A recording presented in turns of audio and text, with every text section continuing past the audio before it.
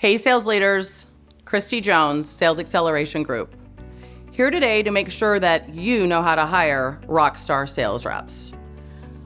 I always say, buyer beware, sales reps are professional interviewees. So that makes your job a whole lot harder because they've got their best foot forward. They present themselves and sell themselves day in and day out every day. Well, they're gonna be on steroids when they enter your Zoom room to interview with you. So let's talk about what I call the 4 S's.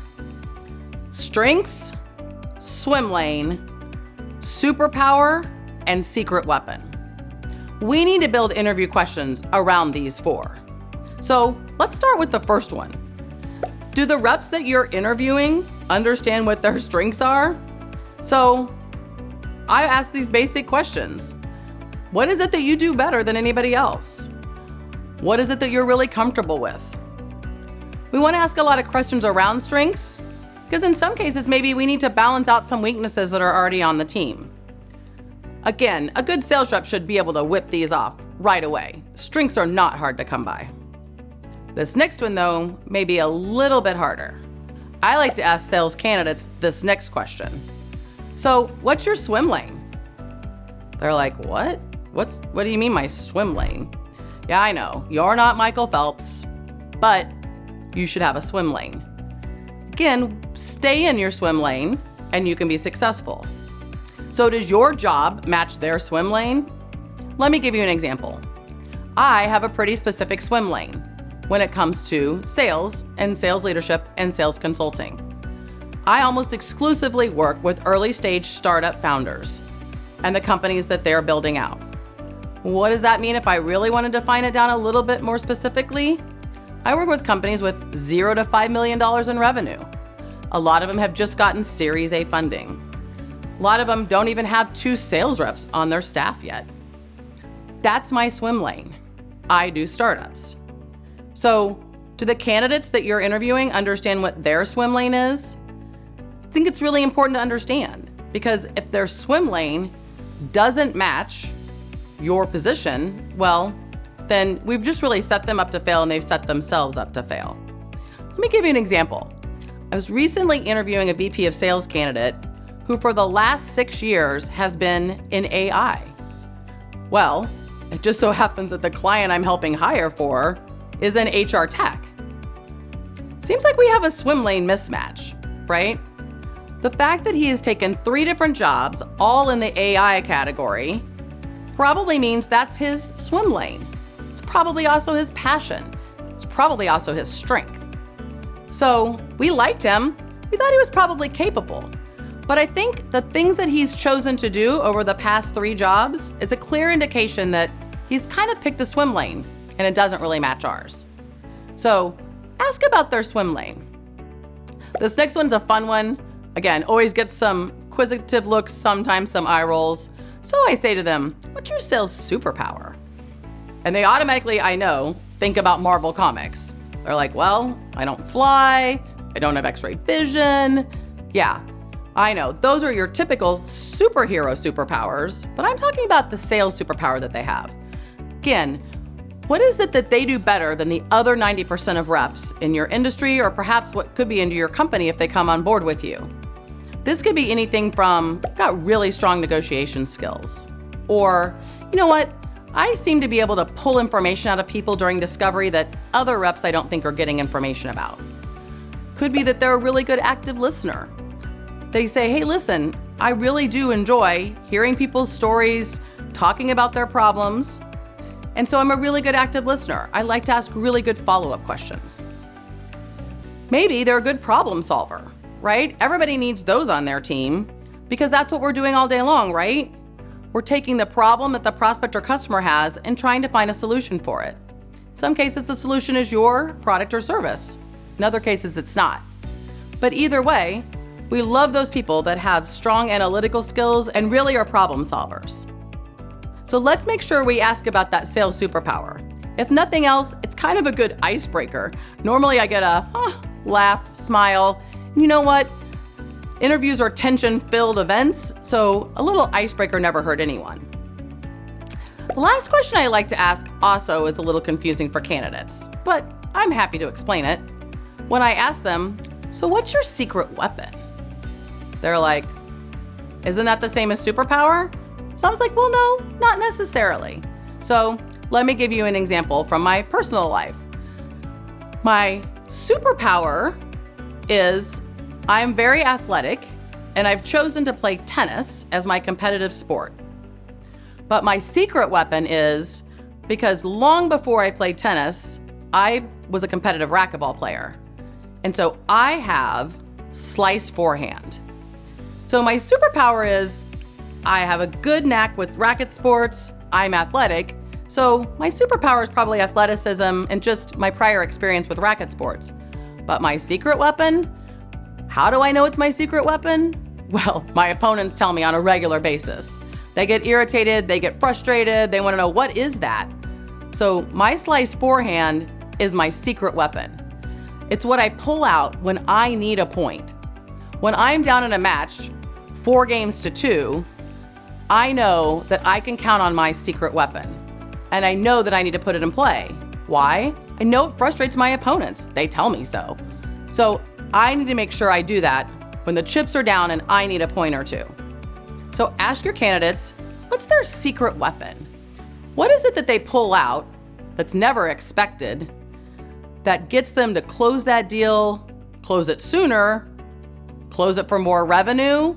Maybe if you're a customer success manager, you'll bring in that renewal at actually a higher revenue amount. Call it upsell or expansion.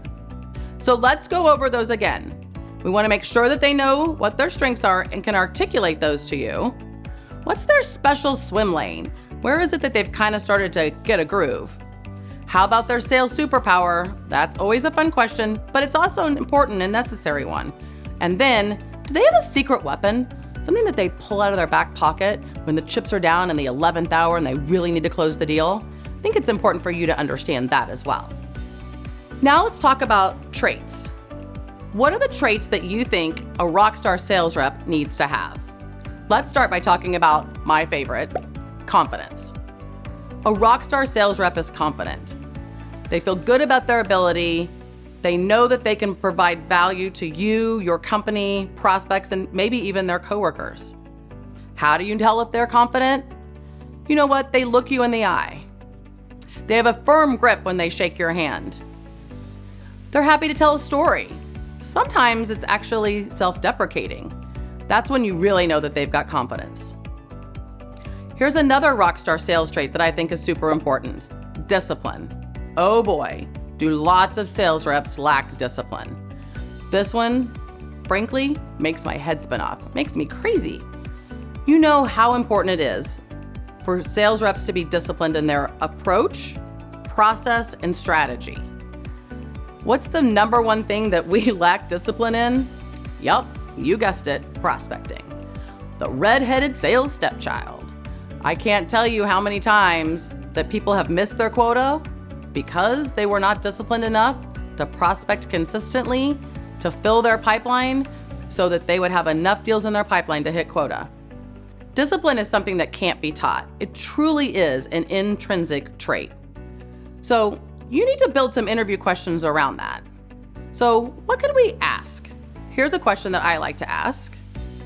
Give me a day in the life of you at your current sales job. I want to know if I'm hearing things like, I start every day with prospecting and then I do my follow-up calls in the afternoon, and the last hour of the day I make sure that all my notes are in the CRM system. People who have formula, process, and discipline, frankly, are easier to manage, so I like that about them. But I find that the disciplined people are also going to be more consistent.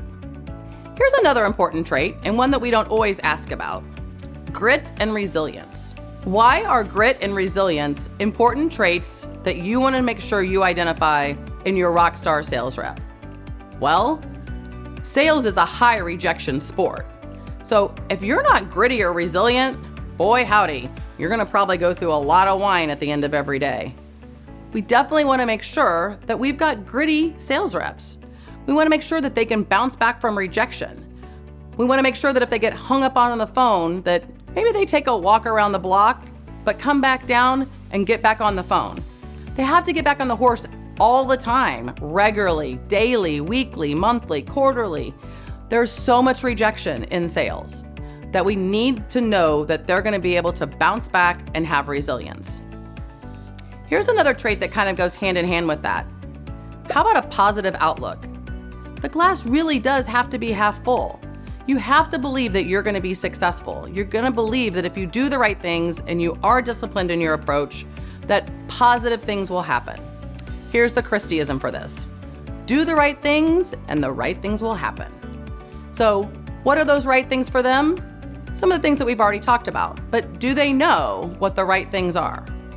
Here's the interview question that I ask candidates. Tell me 3 things that you do consistently, regardless of the job role that you're in or the company that you're working for, that you intrinsically believe if you do these 3 things consistently, you'll be successful wherever you are. Here are some of the things that the top 10%ers say that the 90% don't. I'm at the gym every morning. I have a mindfulness or meditation practice. I practice self-care. I try to read a book a month. There are things that most people don't think are the difference makers that I know are the difference makers. Those people that care enough about themselves to feed their body, feed their soul, and feed their mind consistently, they're destined to be more successful. Here's a trait that will really benefit you as the sales leader. Oh boy, do we want our rockstar sales reps to be realistic. A lot of sales reps have the rose-colored glasses on a regular basis. That makes our job as sales leaders really difficult. Why? Well, you can't trust anything that's in their pipeline. They tell you consistently, totally gonna hit my number this month. I'm gonna hit the $1 million quota this year. I'm gonna close the 3 deals I need to close this week. But they're not being honest with themselves, and they don't live in the real world. They live in the sales fantasy world. And again, the Kristieism for that is, don't let your funnel be a fantasy. We need to make sure as sales leaders that, well, in a lot of cases, again, with the folks that I work with at startups that are VC backed, you gotta report to a board every month. I've gotta know that when I go into my CRM system and I look at the funnel and the pipeline, and it says that I've got $5 million worth of deals in there, I've gotta know that I can close $1 million worth, and I can tell the board that. And I, as the sales leader or the CEO or the founder of a tech startup, do not want to go into that board meeting the next month after having promised $1 million, only to come up $500,000 short. So we really need our sales rock stars to be realistic and honest with us and, first off, themselves. Here's another way I separate the 10% sales rock stars from the other 90. The 10%ers, or true rock stars, they have made very intentional professional decisions. I call them step changes. Every job they've taken, as you look their resume over and claw your way to the top, have been very intentional. Meaning, they took a bigger job with a bigger quota. They took a bigger job in a new territory. They took a completely different job in a new industry, but something that they thought would be the right job to take at the right time to get to the next step. An example of this is a lot of people jumped on the software or SaaS bandwagon back in the day. Well, it wasn't a bad decision, and a lot of those people have been very successful and made a lot of money selling SaaS. What's the new poster child? Well, AI, ChatGPT, it's all the rage right now. And so a lot of candidates have come across my desk recently who've come out of the AI world, as I mentioned earlier with the candidate I just recently interviewed. So maybe that's a good decision, maybe it's not. Personally, I think it's too soon to tell. But if they committed to it and they made the decision and they can justify that decision to you and explain to you why they thought jumping from maybe selling John Deere tractors to AI was a good decision for them, well, first off, you know they've got a really high risk profile. But secondly, you know that they're very thoughtful and intentional about their profession. Those top 10%ers, they don't just take jobs just because they get more stock options, more equity, or a 10% bump in base salary. They're taking jobs intentionally that play to their strengths, their swim lane, their sales superpower, and their secret weapon. But they're also picking companies because of the industries that those companies are in. And a lot of times they pick jobs because of you, the sales leader. I did that one time. I took a job with a company because the COO that I interviewed with, I knew would make me a better person and a better leader. And you know what? I was right. Unfortunately, I only got to spend 18 months with Carl because my company was sold and I lost my job. But the 18 months with Carl were invaluable. I knew he was going to make me better.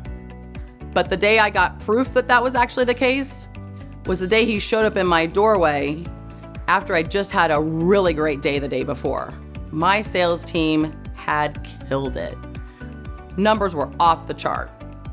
And he showed up in my doorway and he said, "Great day yesterday." And I was like, "Thanks. Yes, we did." And he said, "So, how come?" And I just looked up at him and I was dumbfounded. I'd been so busy patting myself on the back that I hadn't stopped to wonder what caused the big jump in sales yesterday. He looked at me and smiled and said, "I'll be back in an hour." You know what? A lot of times, very intentional, top 10% sales rock stars take the job because of you. Because they know that you've got something to teach them that they haven't learned yet from any other sales leader. So sometimes it's flattery, I know. And again, they're professional interviewees, so buyer beware. But you know what? If all along the way, they've chosen jobs where the company was going to challenge them, the leader was going to challenge them, the industry was going to challenge them, they're not going to shy away when the chips get down and times get hard. So I spend a lot of time really digging into people's resumes and asking the why that job? How come you moved at that point? How come only 18 months? I think why people take jobs and why people leave jobs are very telling signs into whether or not they're going to be your future rockstar sales rep. I hope the things that I've shared today about making sure that you can hire a rockstar sales rep have been helpful. Maybe you need to relook at your interview questions. Maybe you need to think about secret weapons and sales superpowers. Or maybe you need to spend more time digging through resumes and asking the why questions about different positions that they've taken and the reasons behind those. Either way, I want you to have a whole team full of sales rock stars, top 10%ers, so that you as the sales leader can achieve your goals and hit your quotas so that you can be a top 10% rock star sales leader. I hope the things I've shared with you today are going to help you build an entire team of sales rock stars. I'm sure you're going to make some changes as a result of our conversation today. So drop me a line in the comments below or reach out to me on LinkedIn and send me a message, letting me know what you might be doing differently going forward. If you can build a team full of top 10%ers, then you can become a sales leader rock star. And that's what I want for you. Thanks so much for joining me. Until next time.